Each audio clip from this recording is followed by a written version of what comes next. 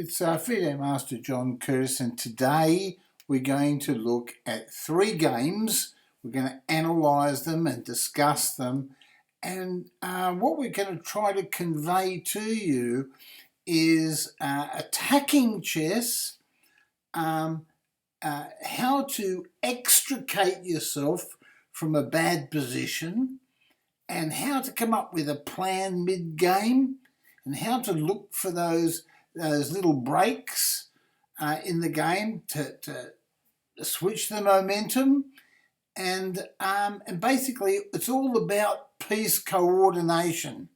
You can't do any of these things without piece coordination, and I'm going to show you what I'm talking about. I'm going to start with the game against National Master Guinea 59 from the United States. He's 2,337 rating. That's right, 2,337 rating. And now we're playing the Slav Defence Modern Exchange variation. So he plays knight to f3. He's a very solid player. I've played him many games over the period, and he's tough.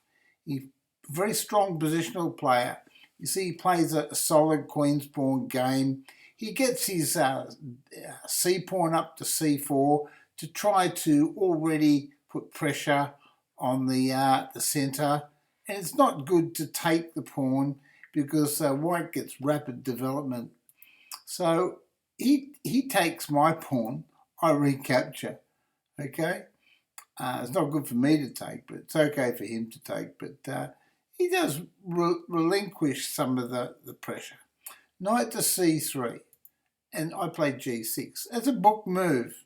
Right, he plays bishop to f4. Now already he's looking at playing knight to b4.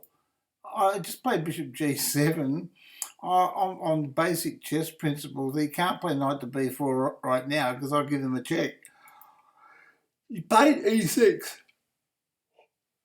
Excuse me, knight to b4 looks like it's almost playable.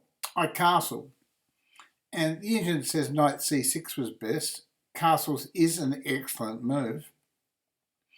Now, naturally, white wants to castle, but he has to make a bishop move before castling. The rest of all his minor pieces are already working. And when I say they're working, I mean that they're on good squares.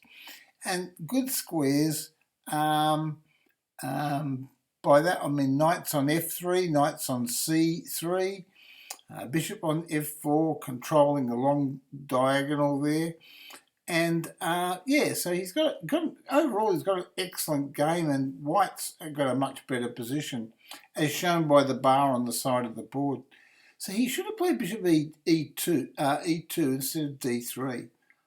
I'm going to try to exploit that, and you'll see how later on in the game. So I play knight c6. I should be playing knight to h4 and trying to get rid of that bishop on f4. And that's what Akaru does, because they don't like this English position. It's very, very hard on the poor old black pieces. Anyway, I played bishop g4. Excellent move. Bishop f5 was apparently better. I didn't like it. h3, bishop takes f3, queen takes, and then just simply e6. Now, it's one of those positions. It really is. It's one of those positions where white can just slowly build up behind his pawns, and black's he's just got a little bit more spatial advantage, mainly because of his bishop on f4. So we could see earlier, one move earlier, why might have been an idea to take that opportunity to do it differently.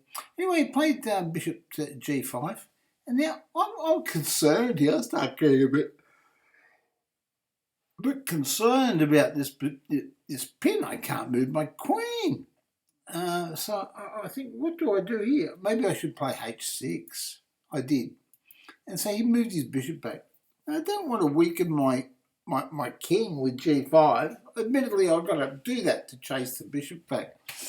But I thought to myself, what can I do here? And then I thought, well, based on his bishop not being on e2 but being on d3, if my knight gets to this square, then it's a knight fork, isn't it?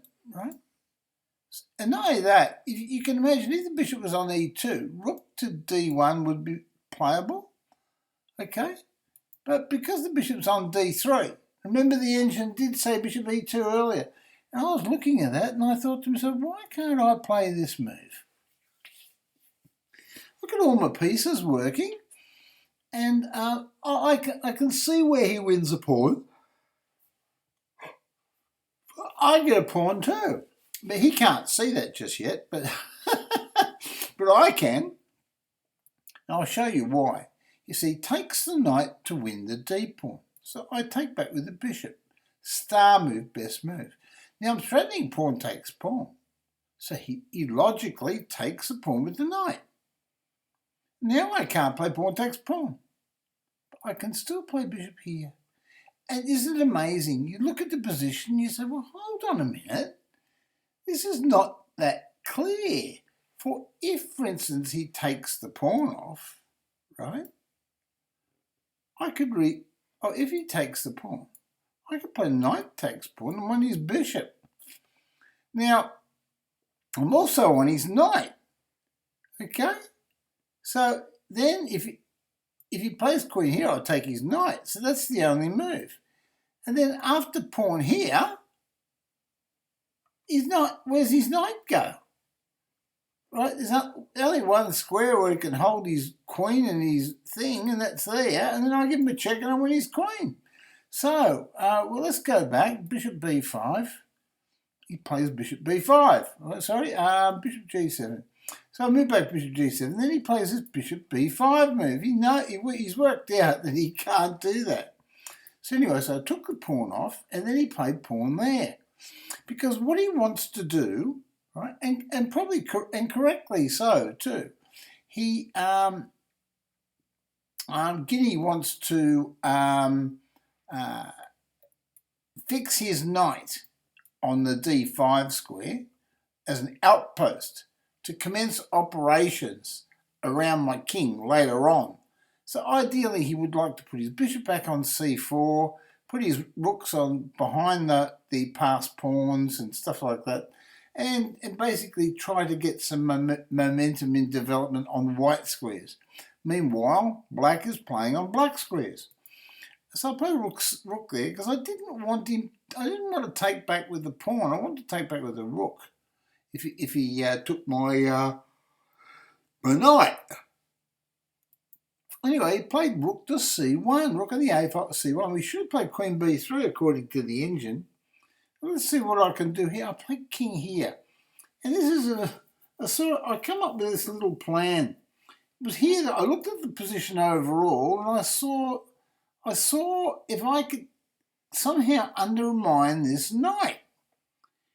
But I can't quite do it now by playing pawn bishop 4. My king seems to be a little bit too weak. And there's all these little checks and bishop c4s. And so I thought, I know what I'll do. I'll move my king over here. And then maybe I could play f4 and undermine that knight, because I don't like that knight in the middle of the board. Now, you would think that if black played a pawn here in this position, you'd be worried about the weaknesses on the white squares going down to the king.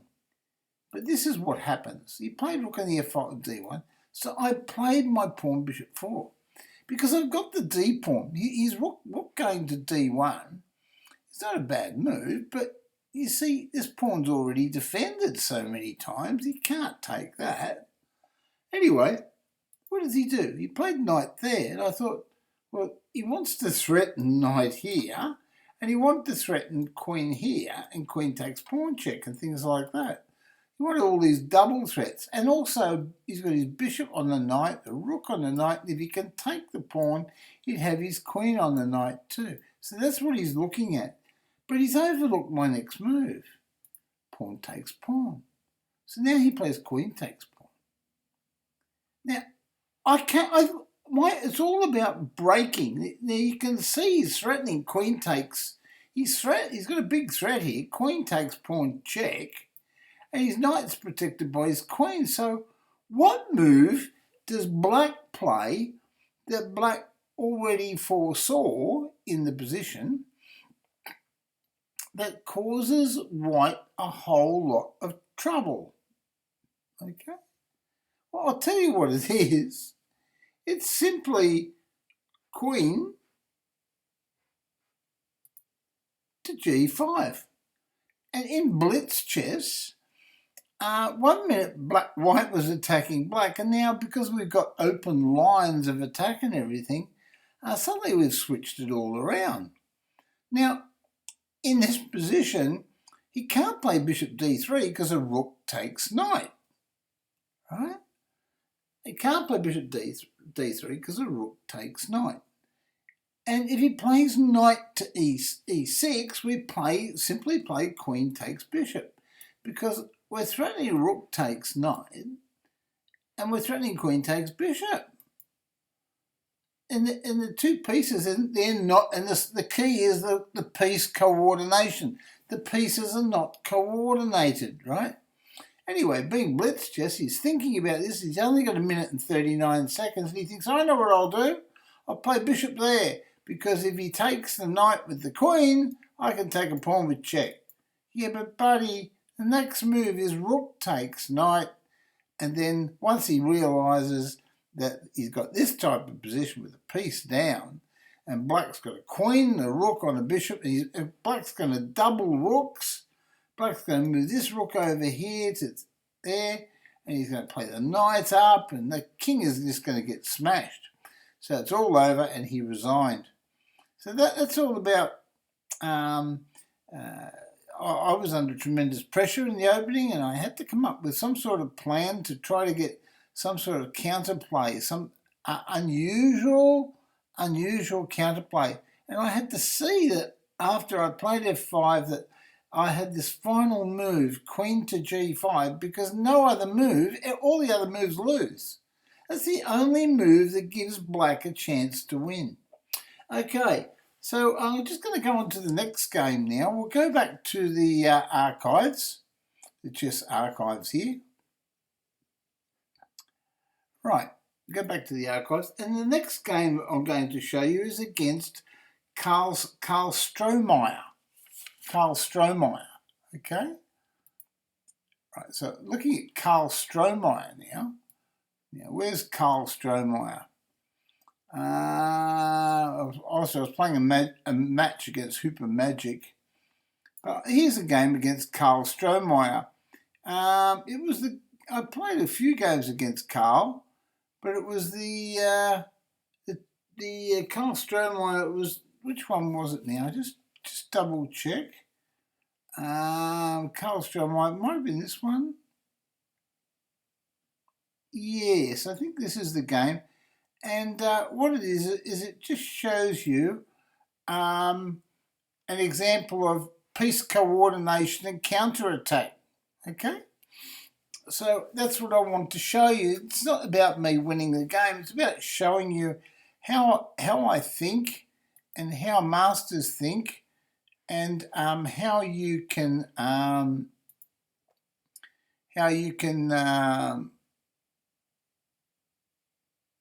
that's against Guinea. We'll close that one.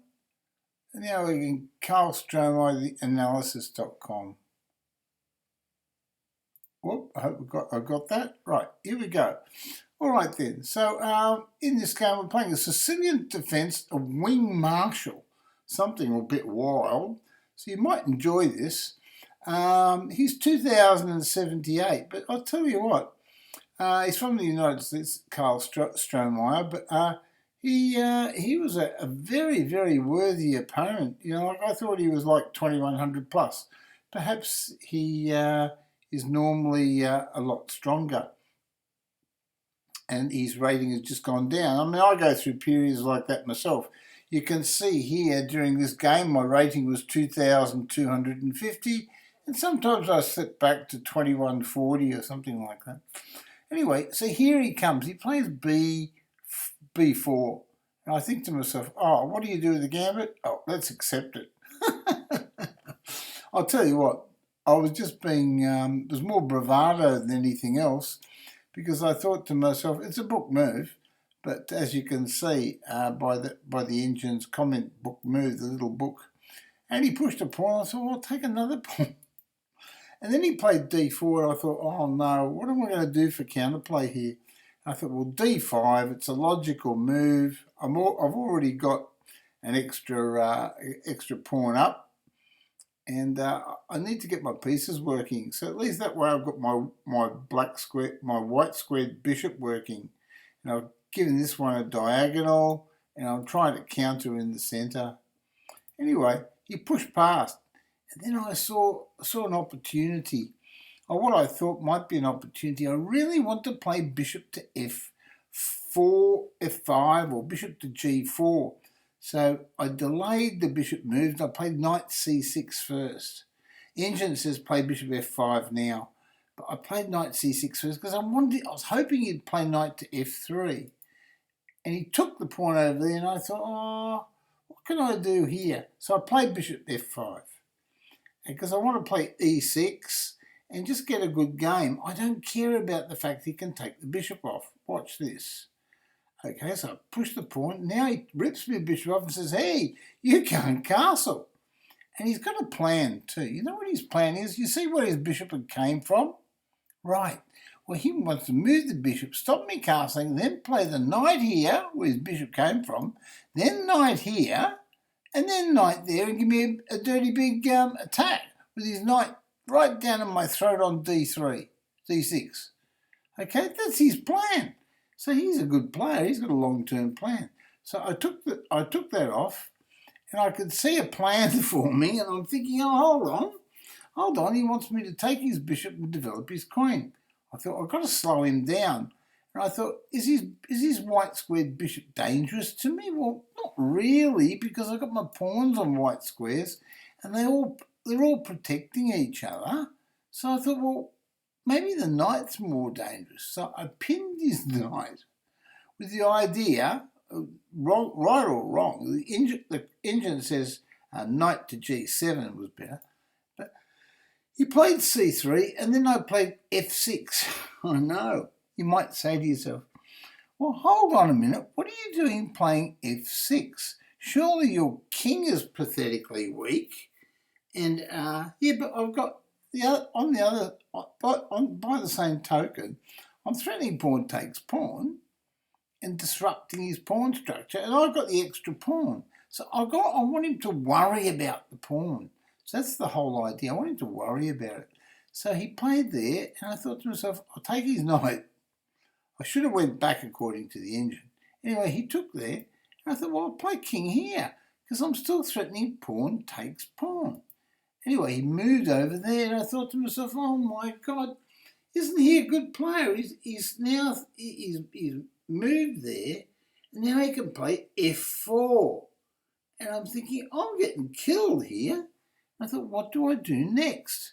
Because it's all about piece coordination. I've got no pieces coordinated. So I thought, well, I'll move my king back. Engine says I should have moved my king across.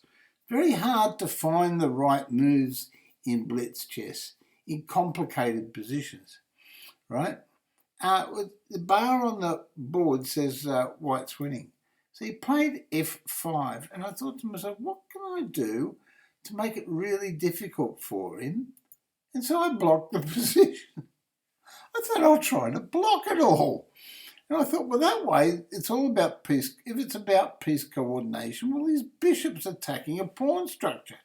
Now, the problem with all this, and there is a problem for white, this is a really bad pawn structure. It's terrible, right? Because you've got this base point. If you ever can get to that base point, everything will collapse, right? Bobby Fischer will get there quick. Anyway, so he castled. It's a star move. It's the best move. Because simply, once the queen moves here in g4, it looks really bad for me, right? It really does. Anyway, so I played knight here, anticipating maybe, just maybe, I can get some counterplay on the g file. Now, I know that's ridiculous, but even with my king open to the castle at the moment, but yeah, I thought to myself, well, you never know your luck in a big city, do you? Right?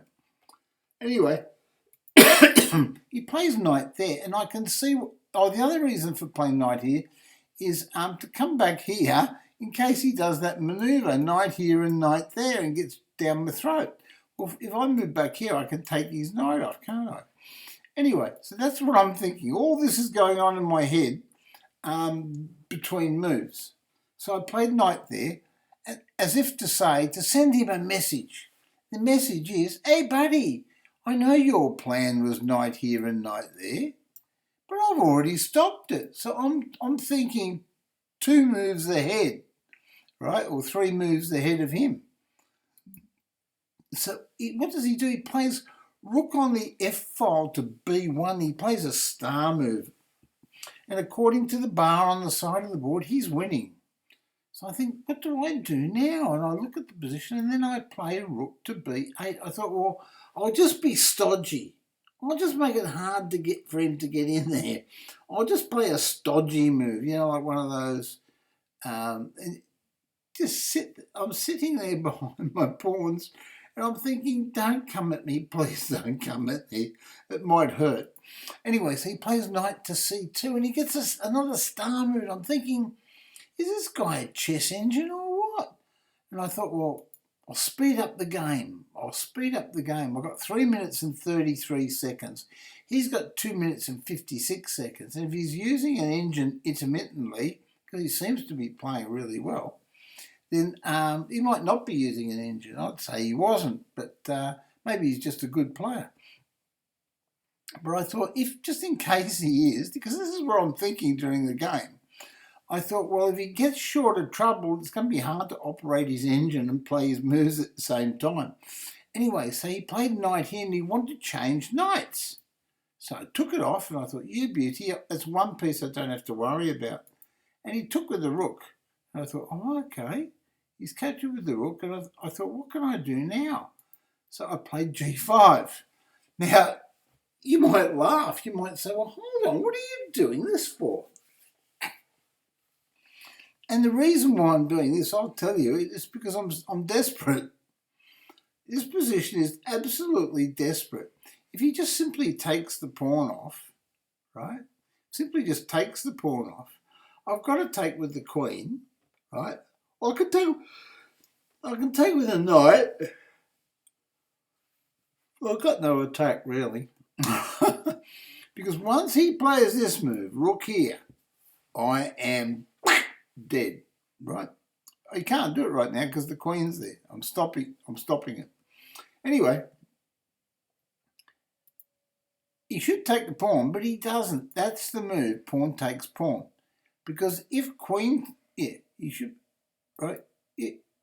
play pawn takes pawn. Because if queen takes pawn, he can change queens and then play rook takes rook pawn, right? Because I can't take back because he takes with check. So then my bullshit attack wouldn't work.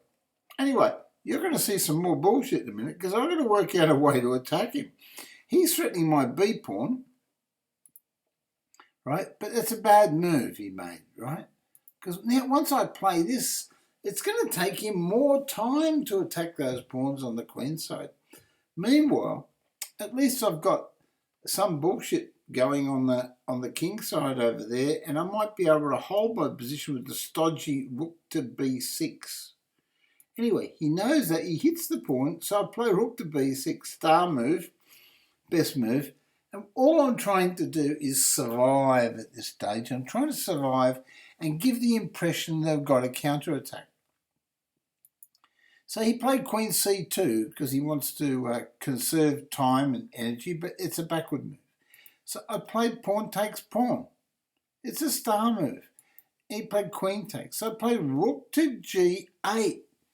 And now you can see I've got a knight and a queen and a rook aimed at a king. And the only piece defending the king at the moment is the queen. And he might think, oh, well, there's no way you can get through there anyway. So he plays queen to d2. And he thinks, oh, well, everything's held. I'm just going to play solid moves. And then I played knight up. I'm threatening a knight check. And he thought, what the hell is this guy doing? and then so he played king there to stop the knight check. So it's in this position. I have to think about finding a good move, don't I? Okay. So what do I play? You'll be surprised. I played king g7, and I got a star move for that. The engine thought that was brilliant, and I got a star move for that move. Look, tell me, in this kind of position, would you ever think of playing king here and blocking your rook, right, when all the pieces are attacking your queen side, tearing through, and then you play king to g7 blocking the rook? Well, I'll tell you the plan. I'll show it to you. He plays rook there. I don't know what he's doing over there, and I'm thinking, thank God he's blocking himself up there. Because what I'm trying to look at the board, this is the way the master looks at the board. I'm looking at the board and I'm thinking, well, those squares here, those squares here, well, I'll say it again, those squares there, and there, and there. Now, in that little box of arrows I've shown you, there's not one piece. Not one piece. Okay? The only piece there is the king. So I spotted this and I thought, well, this is not right. Oh, he's got all his pieces over here in that box on the right-hand side of the board. So what do? I play king to h8. And star move, that's my best move. Suddenly by moving my king back, I brought my rook into the game. Okay? And I give my pieces a bit of a chance to do something. So, and not only that, with my king out of the way, I can move this rook back real quick, I'm thinking, and rook over here, double rooks. Right? Anything to transfer the power over to the king side really quickly. Bit of a swing wing attack. So he plays queen there. He's threatening the pawn. Right? Now he thinks that he can't see any attack there on his king. Right? And he thinks that he could just attack my pawn. I've got a good move. Based on all my logic and all my previous moves, like king g7, king h8, I've got a good move. Can you spot my good move? Can you? Do you think you can spot my good move? What move would you play here in this position? Okay, I'll count to 10. 1, 2, 3, 4, 5, 6, 7, 8, 9, 10. Okay, well, here we go. Well, in this position, if you thought moving the rook back here to double rooks is a good move, well, we'll see. We'll see if that was the move, right? Rook here. Engine says knight checks. And lose it. That was the move, knight checks, right? That was the winning move, knight checks. But I played rook back. And I got a question mark. And then he took the pawn. So you know what I did? Knight checks. I saw it one move later, right? One move later. But the beauty of when I play it is I've got an extra rook ready to come in to the attack. I just want to make sure that I had enough firepower to blast him off the board. But the principle of the move, next move, is all fine. He's only got one square, right? Or he could play pawn takes knight, okay? He took the knight, but let's say he played king to rook 1 and just wanted to keep his king safe. Okay, so let's say he played that. I could then play queen to h4, threatening checkmate there, okay? Right? Threatening, sorry, checkmate there, okay? And you know what else it threatens? It actually threatens queen takes pawn check.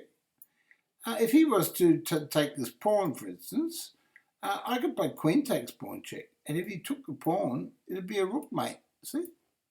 Isn't that pretty? Okay. But that's just one thing, right? But the point is, knight checks. Now, if he played king to rook 1, I could play queen to rook 5, and I'd be threatening this check here. Okay? And then if he played queen here, he should still lose.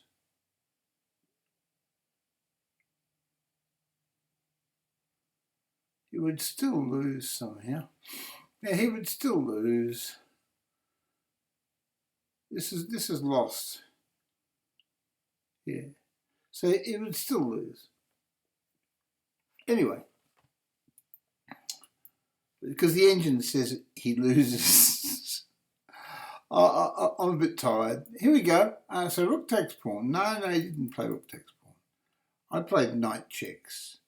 And what he did was he pawn takes the knight. So I played queen to rook 5, threatening queen checks here. Okay?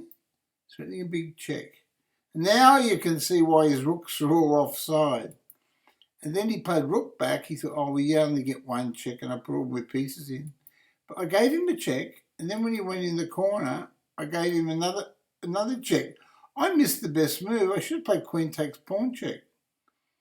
Right? Queen takes pawn check is mate in 1, 2, 3. Mate in 3. Right? I'll show you. What I should play is queen takes pawn check. He's forced to put his queen in. Queen takes pawn check, queen here, and queen checkmate, right? Okay, that's what I should have done, right? So I missed my fast checkmate, but I checked him there. He went back. I took this pawn with check. We can't put his queen in, can he? He's only got one square. So then I gave him another check. Then he went back. Then I gave him another check. Then he put his queen in. Then I checked him there. And then the next move, mate follows. You see, so I had the right idea, and it didn't matter. I just took one move extra to finish him off. I put him in more pain. It was very cruel of me. Anyway, I hope you enjoyed that game, because one would think that Black was going to be smashed, and somehow all he did was he just kept eating away at the king side, found these lovely 2 moves. King G7, right? The King G7 move in this position, that star move, right? And the King G7 there, right? And the old King H8, right? King G7 and King H8, and they made the difference in the game. I've got one more game to show you. The next game I've got to show you is against Hopper Lee. So we'll go to the archives, chess archives, and we're going to look for, leave the page. Yes, we're leaving the page. We're going to the archives, and we're looking for Hopper Lee. There he is, Hopper Lee. And, oh, gee, that game was only 17 minutes. I lost that one, didn't I? Yeah, Hopper Lee. I had a match with him, and yeah, so played the old Hopper, and we had a very good instructive game there against the old Hopper. Hopper Lee. Yeah. Tough match. 9. Hopper Lee 99, that's his name. Anyway, we'll just have a look at the Hopper Lee 99 match, 26 moves. I think that's the one. No.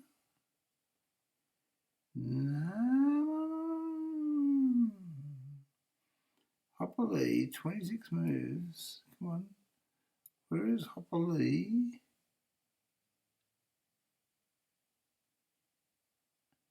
Hopper Lee. 26. Might have been the 29 mover. No, it wasn't that one.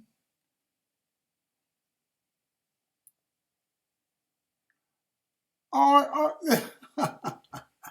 I, I can tell you a funny move.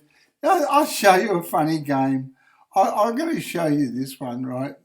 Only because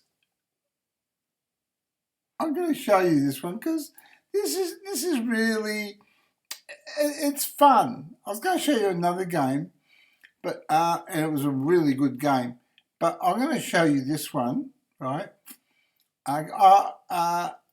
This Hopper Lee, he's a good player, and he actually won the match.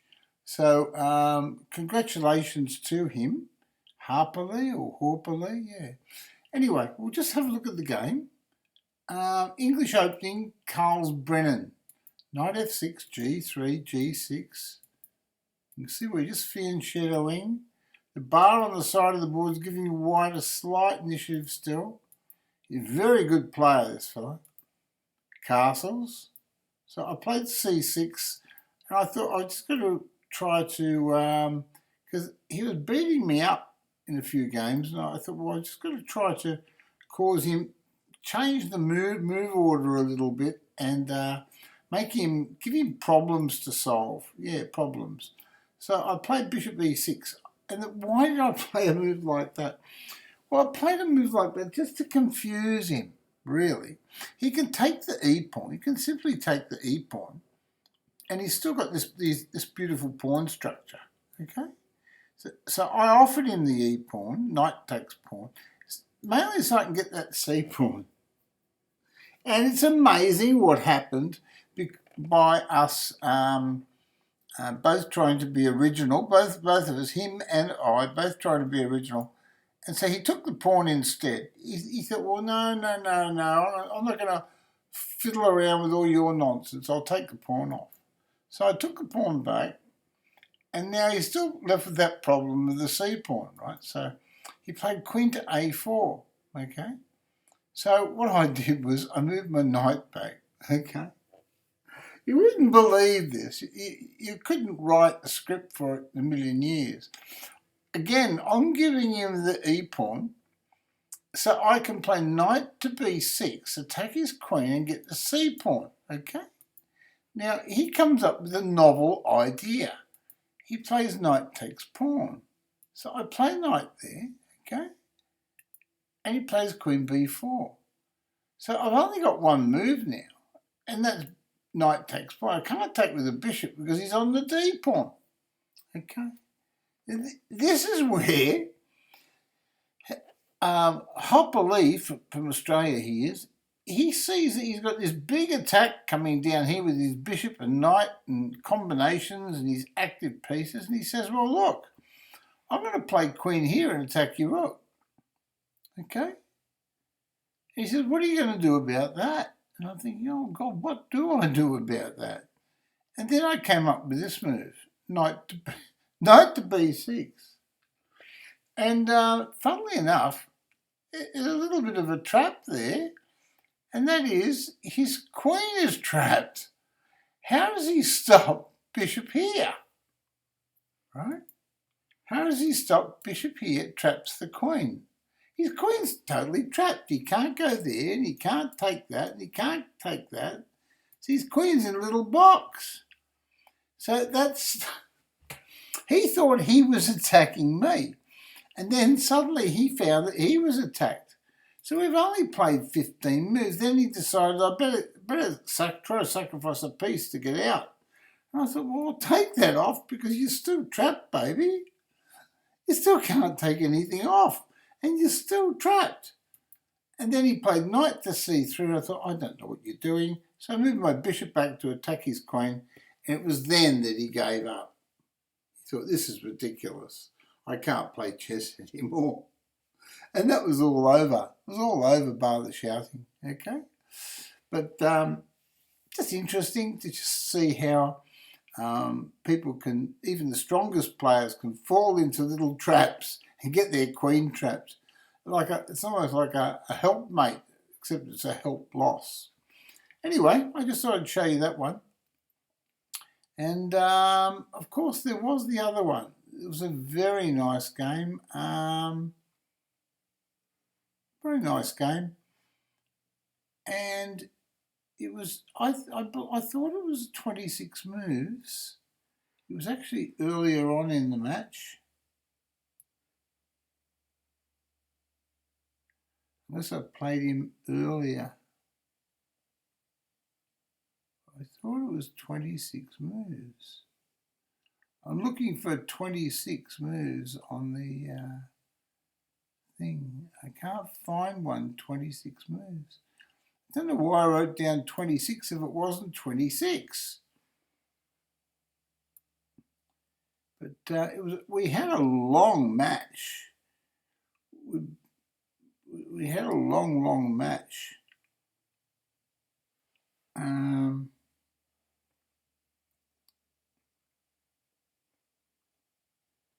A long match.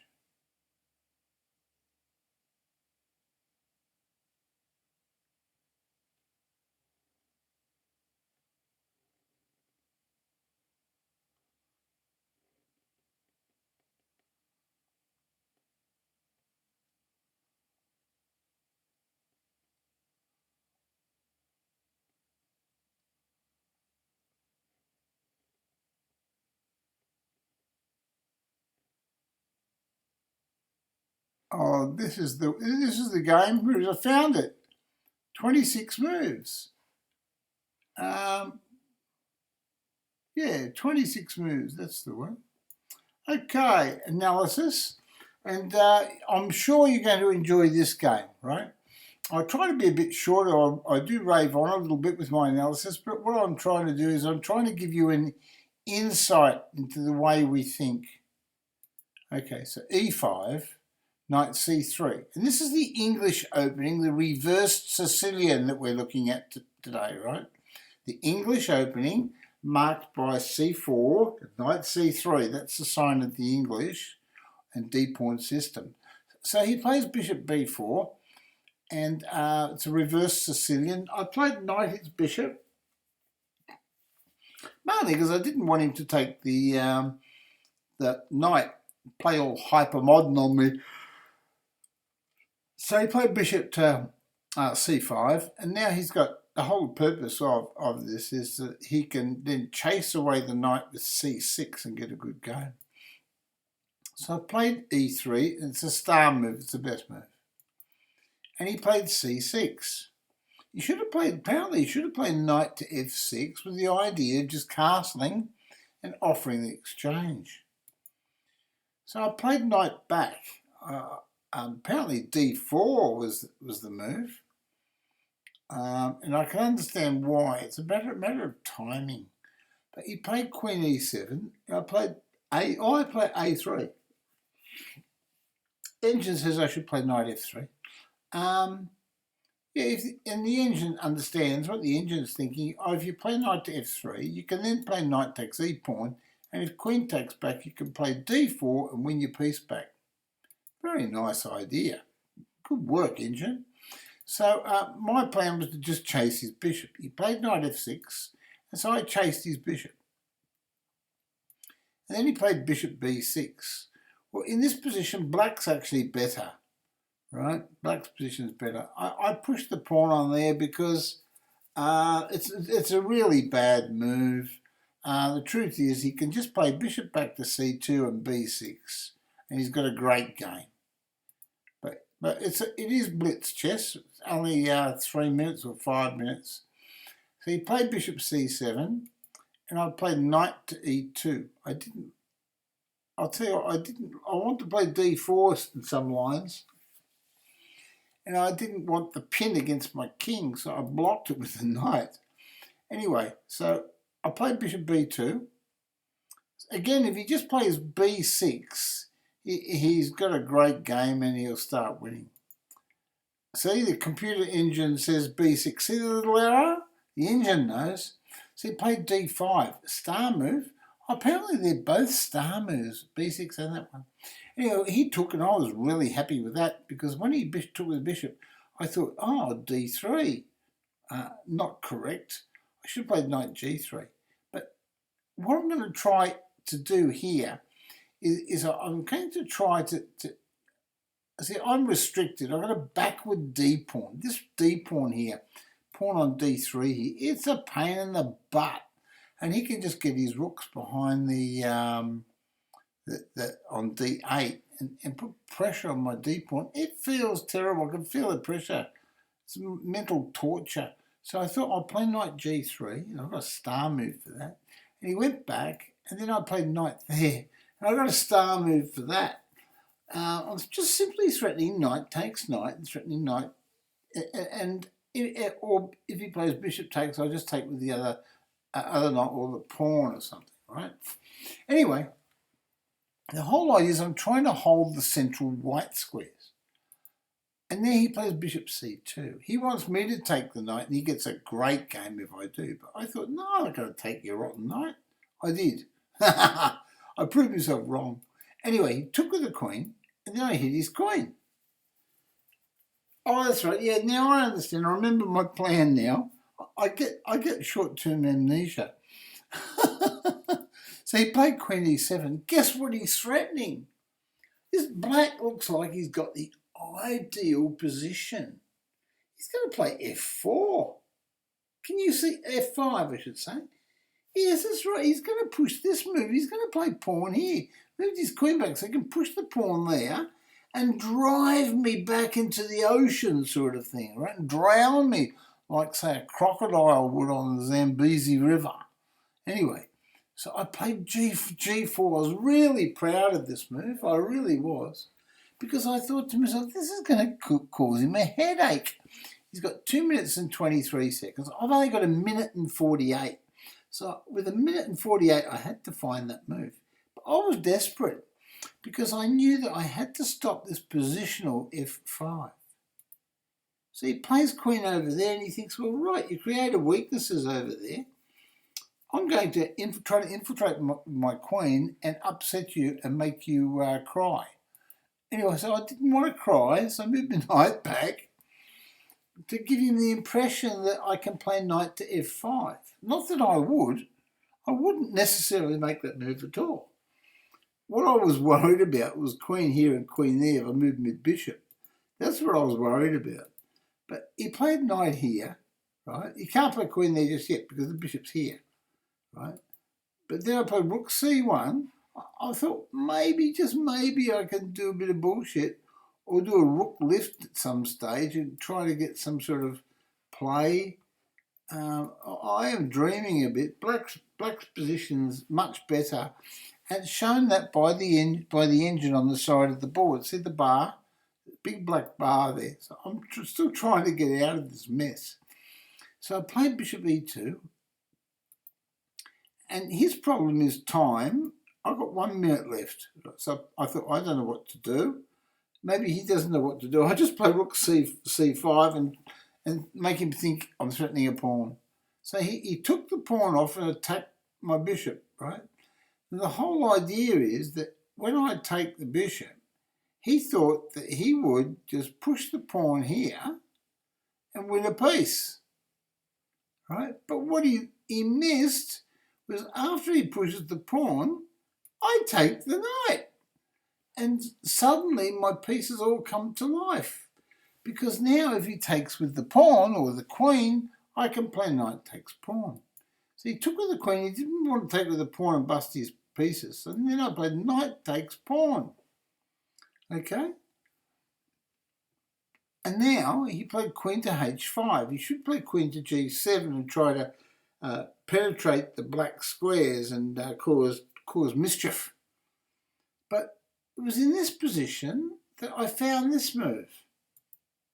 Rook there. So my rook lift, I must have had my instinct or something, but my rook there move has come to light, okay? And now he's thinking, oh, I don't like this position. So he thought, well, if I take the bishop, he's looking at the position as black. See, if I take the bishop, I can grab the g-pawn, right? So he takes the bishop. So I take back. And now, to his amazement, he finds, hold on a minute, if I take that pawn, John's going to go knight check, and then if I take that off, it's checkmate in the corner. Can you see that, ladies and gentlemen? Right? So he played rook takes bishop, and I took with the queen, and now he sees the checkmate. And then he resigns because he can't stop it. He can't stop the checkmate. The only move that stops the checkmate, it doesn't matter what he does, I'm going to play knight checks. The only move to stop it is queen takes rook. And then after pawn takes queen, white wins very easily with a extra queen. Okay? He's got no pieces left. You can't attack if you've got no pieces left.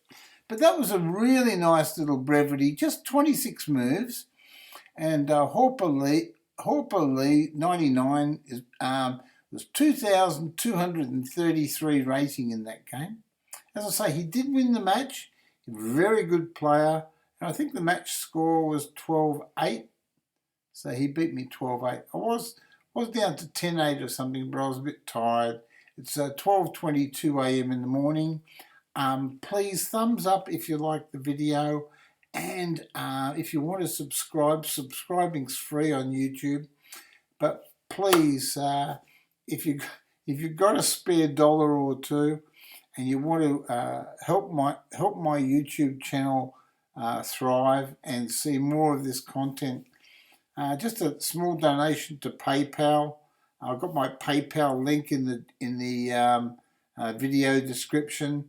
And it'd be much appreciated because I don't get many donations, and it's a lot of work goes into this, and I might have to, frankly, just give it up if I don't get enough support.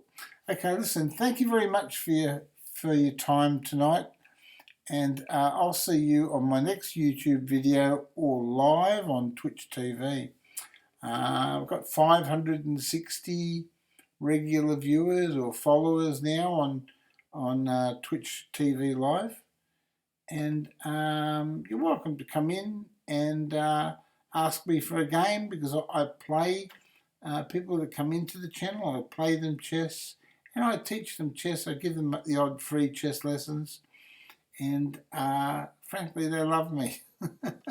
I'm glad someone does. My mother did, but she's not with me anymore. Okay, I'm going to get going now, and I'm going to say adieu, good night, and God bless. Good night. God bless. Oh, hold on. Wave goodbye to the folks, Teddy. Bye-bye. Teddy says bye-bye.